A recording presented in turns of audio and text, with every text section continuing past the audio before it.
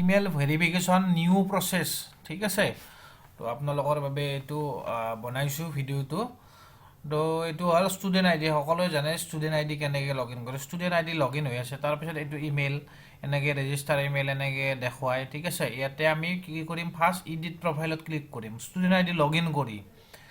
তো লগ ইন কৰাৰ পিছত আমি ষ্টুডেণ্টৰ অৰিজিনেল ইমেইল এটা থাকিব লাগিব বা ইমেইল এটা খুলি ল'ব লাগিব। সেই অৰিজিনেল ইমেইলটো আমি ইয়াতে বহাই দিম। এডিট প্ৰফাইলত ক্লিক কৰিম, অৰিজিনেল ইমেইলটো বহাই দিম। তো original student save successfully, original এইটো ষ্টুডেণ্ট নেমৰ @gmail.com অৰিজিনেল মেইলটো বহাই দিলোঁ, ঠিক আছে।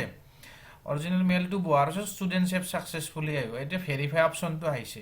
তো তাৰ আগত এইটো ধৰি লওক ষ্টুডেণ্ট মেইল আমাৰ অপেন হৈ আছে। ষ্টুডেণ্ট মেইলৰ পৰা এইটো go@pmgdisha.mail.in আৰু ছাবজেক্ট ভেৰিফাই ইমেইল লেবেল লিখি মেইলটো চেণ্ড কৰিব লাগিব, ঠিক আছে। আমি মেইলটো চেণ্ড কৰি দিলোঁ। তো মানে লিংকটো এক্টিভ হৈ গ'ল। তো তাৰপিছত ইয়াতে ফাৰ্ষ্ট মেইলটো চেণ্ড কৰি ল'ব লাগিব। মেইলটো চেণ্ড কৰি উঠি ইয়াতে ভেৰিফাই ইমেইলত প্ৰেছ কৰিব। কৰাৰ লগে লগে OTP এটা জিমেইলত আহি যাব অট'মেটিকেলি, ঠিক আছে। এই OTPটো ষ্টুডেণ্টৰ এইপিনে বহাই দিব, ছাবমিট কৰি দিব, ইমেইল ভেৰিফিকেশ্যনটো ছাকচেছফুল হৈ যাব। তো ভিডিঅ'টো এইখিনিয়ে, থেংক ইউ।